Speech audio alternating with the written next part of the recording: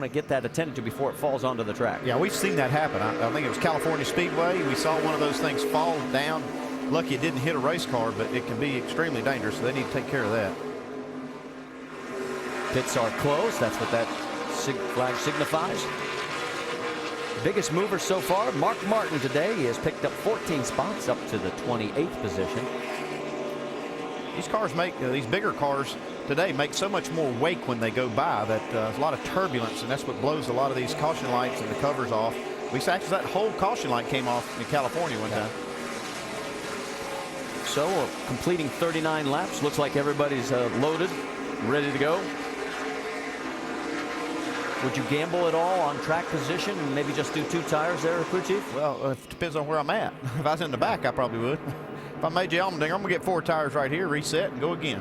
Yeah, I don't think this had never been a place that 2 tires worked all that well, especially after you've got about almost 40 laps on the tires here, which is about half of a fuel run.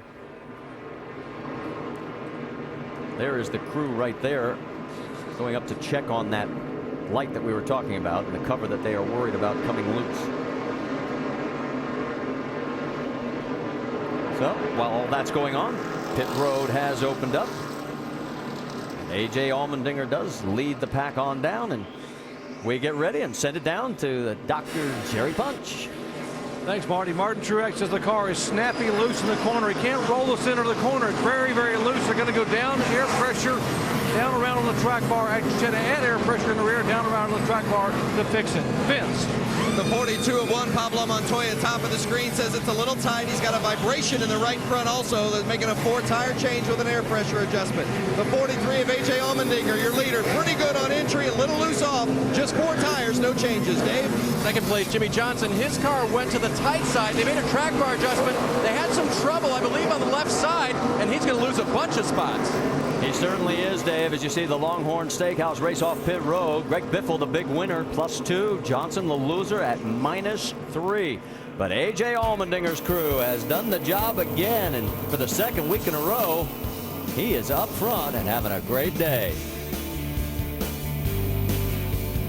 Had the best time. Look at Jimmy Johnson. Yeah, Jimmy Johnson's 15.3 second stop. You can see how much off that is of those top cars that hit pit road that time. 3 waiver rounds. Nemechek, Bliss, McDowell, the 34 of Travis Kvapil gets the lucky dog. Restart, AJ Allmendinger. He's taking the low line right alongside Truex, Biffle, Montoya, and Johnson. Here we go.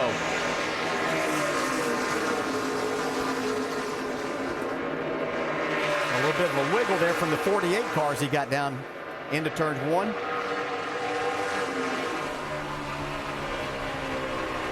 On board with Kurt Busch. That's Denny Hamlin on the high side. So far, Hamlin's having the kind of race he's been dreaming about. Yeah, he's been able to get himself kind of in a comfort zone there on both of the starts here. See Martin Truex really wanting this lead from AJ Allmendinger. Putting the pressure on, they head down towards 3. Just about a car length separates first and second. Here comes Kurt Busch on the inside of the 48. Jimmy tries to slam the door and does. A little further back, Joey Logano gets around Tony Stewart. Maybe the 2 tires might not be working. Yeah, we'll have to see that because all of these other guys have 4, and I think Tony's in a big trouble right there. Really loose. Look how far back Kevin Harvick is. Now remember, they were running together, but Harvick took 4 tires. Tony took 2. Everybody took 4 tires. Tony Stewart was the only one I saw that took only the 2 tires, so he is going to be in trouble. Brad Keselowski right in front of him. David Reagan also in that mix in the 6 car. Jeff Burton just ahead of them.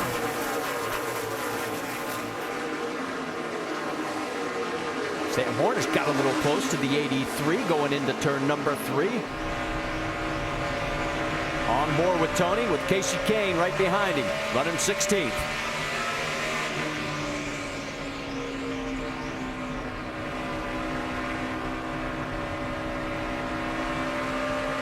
I think those guys had to think that some others would have to be getting 2 tires, and they might get a little buffer from all of those other cars that might have got 4 in behind them, but so far it's not working out. But Tony's doing a pretty decent job with it now that the air pressures have built up a little in those right sides. Jeff Burton putting pressure on Sam Hornish Jr. as they go down into the corner. 39 gets a little high. Ryan Newman Burton looks to the inside. Still not enough room. David Ruderman putting the pass on. Here goes Burton as well at the same time. I think maybe Burton might have had to make some changes to that car. Yesterday, we were talking about they were so good in practice. We had a hot, sunny day, and I think that the overcast condition, cooler temperatures on this racetrack may have thrown them for a little bit of a curve, but it looks like they made a nice adjustment now. Check in on Kevin Harvick as he's got Reed Sorensen right in front of him. As we've now hit the 50-lap mark here at the AAA 400 at Dover. Tony, or I should say Jimmy Johnson and Kurt Busch still going after each other. That is for 6th. Kurt's been up beside Jimmy trying to make a pass on him, but wasn't able to do that. Looks like Jimmy's car's coming around to him now. Oh, pretty close here. Look, yeah, watch out. That's a wreck. Watch out. Newman gets into the double O, and Ruderman has heavy damage on the right rear quarter. Second caution of the day is out. And a tough break for Ruderman because he had a good race car going. He was 18th at the time. My rear quarter panel is killed here, Rodney. I think he may go pay Mr. Newman a visit right here.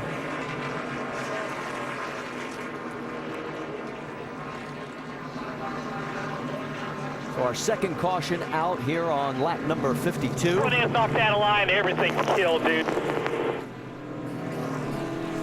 You heard him say everything is killed on the car. Yeah, it's a pretty hard lick. Let's go back and take another look, guys. Yeah, it looks like, you know, Newman's pretty free getting in the corner. Not a lot of room between them. But Newman has to make that just that slight correction. Yeah, with the speed you carry off into these corners and the lack of grip that you have from the concrete surface, see right here happen. It's definitely Ryan Newman's fault. Back to the 31. Inside, clear, all clear. Tough break because he's coming off a 7th place run back in New Hampshire. Yeah, and they were really looking forward. Andy had mentioned that they were really fast in practice yesterday. They were looking forward to this race. Just unfortunate to have it taken away right there, but the responsibility of that inside driver is you have to make sure that your car's under control as you go off in the corner. Well, as we get ready to head to a commercial break, we'll tell you that Michael McDowell is off the track. So is J.J. Yeley, Conway, and Blaney is officially out. And it looks like Ruderman could be also. AL East fight between rivals. David Ortiz of the Boston Red Sox is playing the role of spoiler against Alex Rodriguez and the New York Yankees. Yankees trying to wrap up a 2nd straight division title. Red Sox looking for the series sweep tonight. It's Sunday Night Baseball presented by Taco Bell. Part of Lee Jean's The Hunt for October on ESPN and ESPN3.com at 8 Eastern Time. You say that with a smile? Don't comment. Kevin Harvick, some troubles on pit road a minute ago, Doc.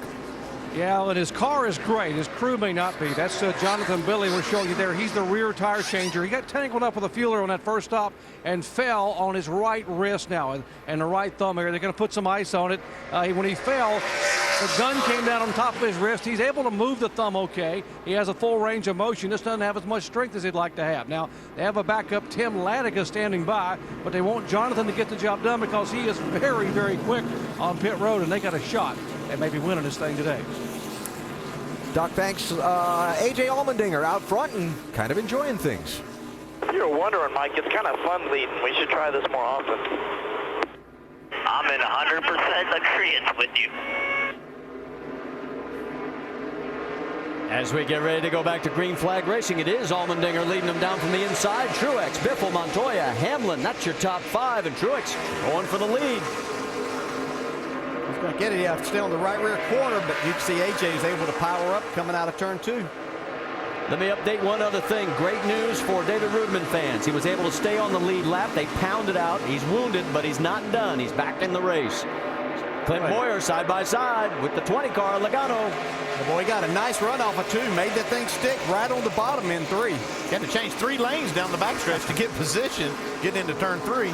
That's for 13th. You see Carl Edwards, Paul Menard right in front of him. And Kevin Harvick just a few cars back. You can see Boyer got into the left rear of Logano just a little bit there.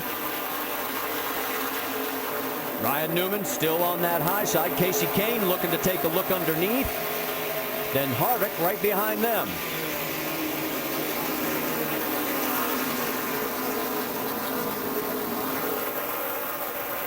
Right after Harvick, you've got Tony Stewart, Jeff Burton, so you have 3 chase contenders still basically trying to work their way back towards the front. Let's check in on Jeff Gordon. And the first time today, we've actually been able to mention Kyle Busch's name as he made history yesterday in the Nationwide